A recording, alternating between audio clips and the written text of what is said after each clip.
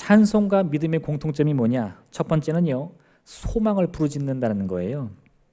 우리가 내 안에 믿음을 가졌다고 말하면서 나는 믿음 있어, 나는 하나님을 믿어 라고 하면서 절망을 말하는 사람은 없습니다. 혹여나 여러분이 그런 경험이 있다면요, 이걸 혼동하시는 거예요. 내가 믿음이 있는 줄 알았는데 사실 그 순간만큼은 나도 모르는 새 믿음을 잃어버려서 절망의 마음을 빼앗기고 만 거죠. 내 마음에 믿음이 있다는 확신이 들면요, 그 순간만큼은 이 마음에 있던 절망이나 어둠들, 두려움들 순식간에 사라지고요, 내가 입을 열 때마다 소망이 나오게 되어 있어요. 할렐루야. 나는 잘 될 거야. 어떻게 해요? 이게 안 되잖아. 그죠? 습관이 돼야 되는데, 그죠?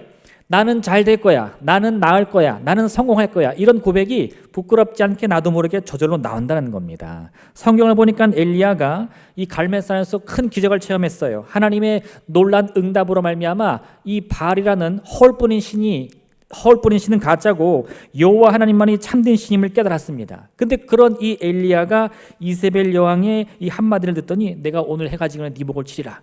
그게 두려워가지고 도망을 쳤어요. 그래서 그가 광야로 도망가다가 로뎀나무 아래에서 기도하는데 무슨 기도가 나오냐? 주여, 여기가 조사하니 제 생명을 거둬주옵소서. 이런 절망의 고백이 나온 것은 이 엘리야가 갈멜산 경험을 마음에 품고 믿음으로 한 게 아닙니다. 다 잃어버린 거예요. 조금 전까지 하나님을 믿고 의지했던 그 믿음이 순식간에 사라지니까 그 놀라운 능력의 선지자 엘리야도 어때요? 절망이 나오더라 이거예요. 우리 안에 믿음이 있다면요, 우리의 입술의 부르짖음은 항상 소망으로 가득해야 할 줄로 믿습니다. 그게 믿음의 증거예요. 찬송도 마찬가지인데 우리 세상 노래들 보면 슬픈 노래들 많죠. 막 어떤 노래는 듣기만 해도 마음이 우울해지고 아이고 나도 죽어야겠다 막 이런 절망으로 가득한 노래가 많은데 찬송은 그런 게 없어요. 어떤 찬송에도 여러분 한번 펼쳐보십시오. 거기에는 소망으로 가득한 고백만이 있습니다. 왜 그럴까요? 이 믿음과 찬송이 하나이기 때문에 그런 거죠. 우리가 찬송을 부른다는 것은 단순히 노래를 한다는 게 아니에요. 이 찬송을 통해서 하나님의 영광을 높이고 내 믿음을 고백한다는 뜻입니다. 오늘 우리 호디아 찬양대도 그런 믿음으로 함께 이 시간을 준비한 줄로 믿습니다. 할렐루야. 네. 그래서 우리가 이 찬송을 들을 때는 함께 들으면서 나도 내 믿음을 하나님을 향해 고백하는 시간을 가져야 되는 거예요.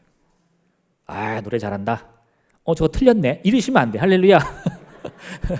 그 노래를 듣는 거고 찬송은 믿음의 고백이기 때문에 함께 은혜 받으면서 그 감동을 나눠야지. 누가 잘하나 보자. 할렐루야. 네. 오늘 다윗은요, 자신의 인생에 찾아온 가장 큰 낙심의 순간에 뭘 선택했느냐? 찬송을 부르기로 결정했어요. 그 입술을 열자마자 여호와는 나의 빛이요 나의 구원이시다 고백합니다. 왜요? 이게 정말 막 내 마음에 용기가 생겨서 하는 게 아니에요. 실제로 내가 바라보는 세상, 내가 듣는 세상은 나를 죽이려는 대적으로 가득한 문제와 절망과 고통의 순간입니다. 근데 다윗이 뭘 결정했어요? 찬송을 부르기로 결정한 겁니다. 왜요? 지금 내 눈에 보이고 내 귀에 들리는 이 환경과 싸울 힘을 얻기 위해. 지금 내 힘만으로는 그게 안 되는 거예요. 그러니까 오죽하면 이 다윗도요, 야, 이거 내 생각대로 살다가는 나도 망하겠다. 그럼 어떻게 해요? 하나님을 높이는 찬송을 부르고 그 찬송을 통해 믿음을 얻어야겠다라고 마음을 다잡았다는 거죠. 오늘 보시면요, 군대가 나를 둘러치고 나를 대적하고 막 칼로 나를 치고 이런 게 가득해. 근데 다윗은 무엇을 보느냐? 마지막에 보면요, 하나님께서 나를 높이시리라. 내 머리를 원수력에서 들리라. 그 미래를 바라보면서 꿈꾸며 고백하는 거예요. 그래서 여러분, 찬송과 믿음은 오직 소망만을 붙드시는 줄 꼭 기억하시기 부탁드립니다. 두 번째로 이 찬송과 믿음의 공통점은 두려워하면 실력 발휘가 안 된다는 거예요. 제가 오늘 보니까 우리 찬양대가 준비를 굉장히 많이 했더라고요. 무슨 이 특별 순서도 하나 준비한 걸로 제가 아는데 보니까 여기 지금 뭐 써 있어요. 세상 친구, 믿음 친구 막 굉장히 떨리시죠? 네. 그런 마음으로 오시면요, 큰일 납니다. 그죠? 여보바다 시간 다 가요. 여기서 내 믿음을 온전히 고백하려면 그 무엇보다 두려움을 몰아내야 돼요. 할렐루야. 이 두려움과 싸워야 돼요. 큰 무대일수록 열심히 갈고 닦은 실력보다 이 두려움이 앞서기 마련입니다. 이게 앉아있을 땐 잘 몰라요. 근데 막상 여기 서가지고 이 밝은 조명 바라보면서 이 수많은 눈동자가 불꽃같이 날 지키는 걸 보면 막 떨려. 두려워. 나 어떻게 해야 되지? 그러면 끝나는 거예요. 믿음도 마찬가지인데 믿음도요, 아무리 내가 믿습니다 해도요, 두려움이 내 마음을 지배하면 그 믿음이 온데간데 없이 날아가 버리고 마는 거예요. 하나님을 믿는다는 것은 사실 다르게 표현하면 두려움과 싸운다는 의미와 똑같습니다. 지금 제가 설명 계속 드렸지만 다윗이 어떤 상황이라고요? 많은 문제와 고통과 괴로움, 이게 자칫 잘못해서 발 한 번 잘못 디디면 저 천길 낭떠러지로 떨어져서 그 인생 망하는 거예요. 근데 얼마나 그 마음에 두려움이 가득하겠습니까?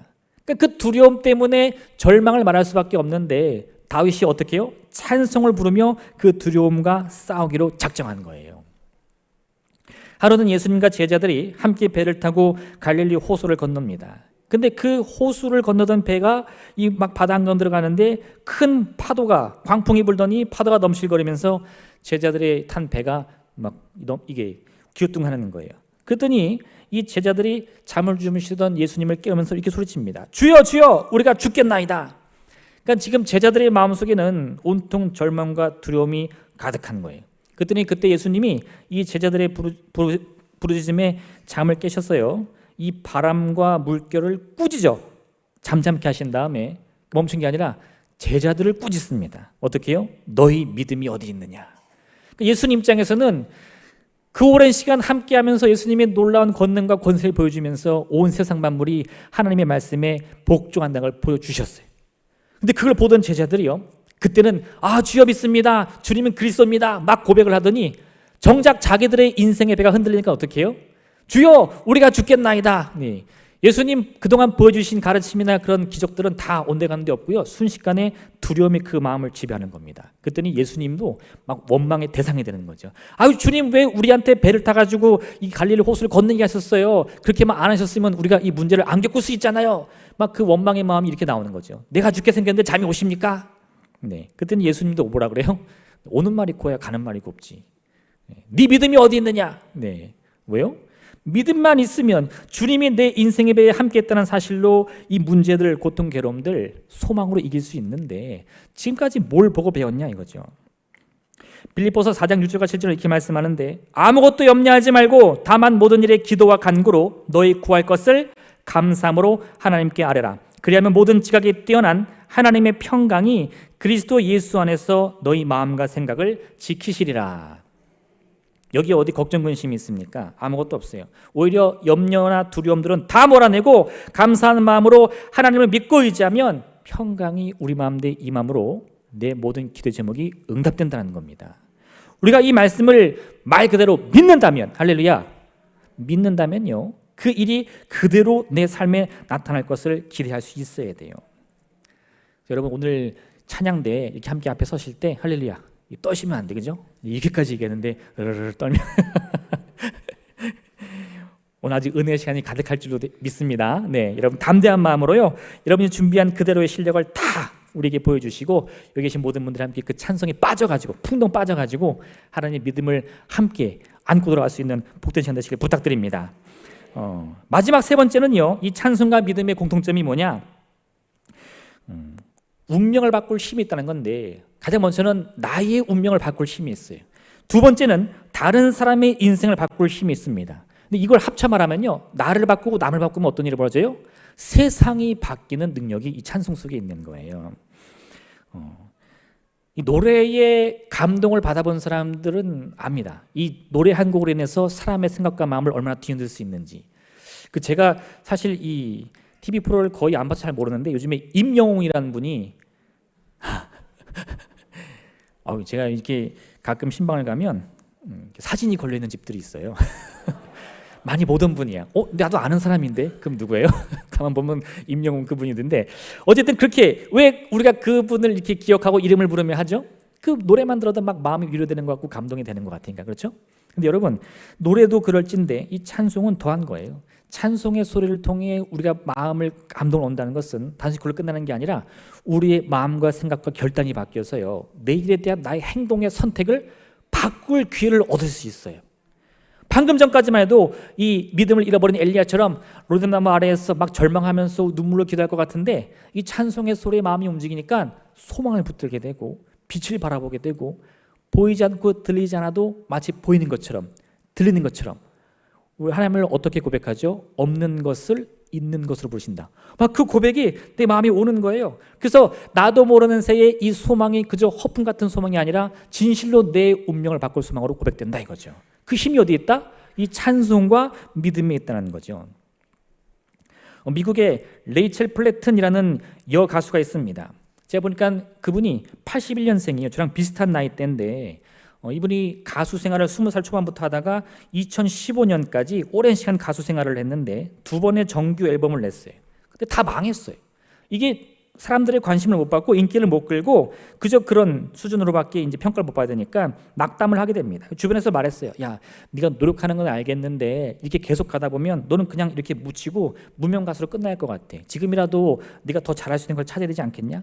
막 가족이든 친구든 다 위로한답시고 이런 얘기를 하니까 이 레이첼 플래티라는 분도 그런 생각을 했어요. 내가 이번에 마지막으로 한 번만 더 앨범을 내고 여기서 내 가수 생활을 접어야겠다. 그리고 고민하다 보니까 그러면 내가 내 가수 생활의 마지막 노래를 뭘 부를까 하다가 어떤 이렇게 막 좋은 노래, 사람들이 뭘 좋아할까 고민한 게 아니라 내가 정작 부르고 싶은 노래를 이제 만들게 된 거예요. 그래서 그 노래의 제목을 파이트 송이라고 했는데 제가 이게 무슨 말인가 했더니 보통 응원가라고 번역을 하더라고요. 응원가. 내 마음의 이 낙심을 스스로 응원하는 노래를 만들어가지고 자신이 지금까지 힘들게 왔던 이 가수 생활에서 느꼈던 마지막 고백을 노래로 만들어서 발표를 했습니다. 즉 가사를 잠깐 소개해드리면요, 이런 내용이에요. 바다 위에 있는 작은 배가 큰 파도를 만들어내듯 마치 작은 말 한마디가 마음을 열 수 있듯이 나는 작은 불씨를 가진 것뿐이지만 나는 이것으로 큰 힘을 낼 수 있어. 이것은 내 응원의 노래야. 내 삶을 되돌려줄 노래야. 내가 괜찮다는 걸 증명해줄 노래야. 내 힘이 돌아왔어. 지금 나는 강해질 거야. 나는 이 응원의 노래를 부를 거야. 나는 사실 누가 믿든 솔직히 신경 쓰지 않아. 왜냐하면 나는 아직 이겨내야 할 게 많이 남아있어. 지금 나는 아직 이겨내야 할 게 많이 남아있어. 네, 이게 노래 가사예요. 무슨 내용처럼 들려요? 나는 초라해. 작은 불씨와 같고 꺼져가는 등불 같고 참으로 이 풍랑에 치는 바다 한 건에 떠있는 작은 돛담배 같은데 그 돛담배라도 큰 파도를 만들 수 있고 작은 불씨로도 큰 힘을 낼 수 있어. 나는 이 노래를 부르며 스스로 나를 응원할 거야. 이런 노래예요. 그거를 대중 앞에서 막 부르는 거예요. 처음에는 이것도 별로 반응이 시원찮았어요. 뭐 원래 이름 있는 가수가 아니니까. 놀라운 일이 벌어지는데 이 노래가 누구에게 알려졌냐면 그 당시 이 병원에서 일종의 이 시한부 선고를 받은 사람들에게 이 노래가 알려지기 시작합니다. 그리고 그중에 어떤 분들이 그 노래로 마음의 위로함을 얻으면서 치료에 임했는데 놀랍게 어떻게 해야 돼요? 고침받은 거예요. 병이 나은 거예요. 그래서 그 고백을 이 SNS를 통해서 인터넷을 통해서 올리다 보니까 사람들이 야, 병을 낫게 하는 노래가 있어? 막 여기저기 듣기 시작한 겁니다. 그래서 이 레이첼 플래튼이라는 사람이 갑자기 유명해져가지고 이 탑 가수로 올라가는 그런 장면을 제가 본 적이 있어요. 가수의 꿈을 포기하기 직전에요, 자기 마음속에 있던 그 꺼져가는 불빛을 놓치지 않았어요. 그래서 그것을 소망으로 만들어서 마지막 어떻게 보면 마지막 불꽃을 터뜨리고 그만둘 생각이었겠죠. 근데 마지막까지 포기하지 않고 그런 꿈으로 노래를 했더니 그 작은 불꽃 같은 소망이 수많은 사람들에게도 희망이 되고 능력이 됐다는 겁니다. 믿음도 마찬가지인데요. 믿음을 우리 눈으로 만약에 확인할 수 있다면요, 그 성경의 표현대로 겨자씨만한 믿음일 거예요. 야, 저 작은 믿음이 도대체 무슨 능력이 있나? 무슨 힘이 있나? 근데 그 겨자씨만한 믿음을 포기하지 않고 붙들면 어떤 일이 벌어진다고요? 네, 이 산을 명하여 바다에 빠지라면 그 기적이 일어난다. 그게 바로 이 믿음의 능력이며 오늘 우리가 함께 나누게 될 찬송의 능력인 줄로 믿습니다. 여기 나와서 찬송을 부르실 때 어떻게 보면 그럴 수 있어요.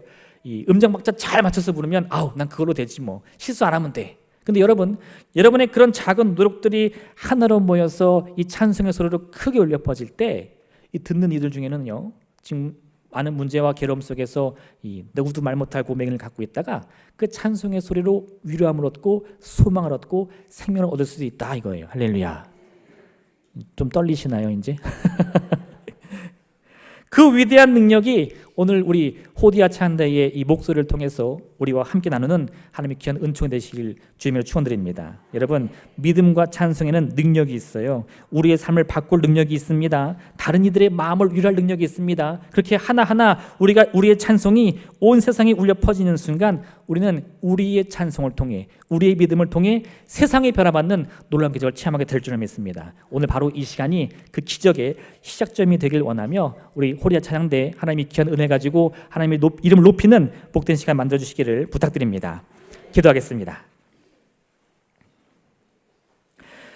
사랑하는 하나님 아버지 감사합니다. 오늘 이 귀한 예배 시간 우리가 참으로 부족하지만 하나님의 이름을 높이기 원합니다. 우리 호디아 찬양대 귀한 목소리를 통해 높임 받아주시옵소서. 또한 이를 통해 우리 듣는 우리들도 함께 은혜를 누리며 마음의 믿음을 붙들 수 있는 귀한 시간 되게 허락하여 주옵소서. 우리의 찬송 소리로 모든 악한 영들이 떠나가기 원합니다. 모든 질병이 고침받기 원합니다. 모든 문제가 해결받기 원합니다. 그 놀라운 능력이 오늘 이 예배 시간 우리 가운데 임할 수 있도록 복 내려 주옵소서. 감사드리며 예수님의 이름으로 기도드립니다. 아멘.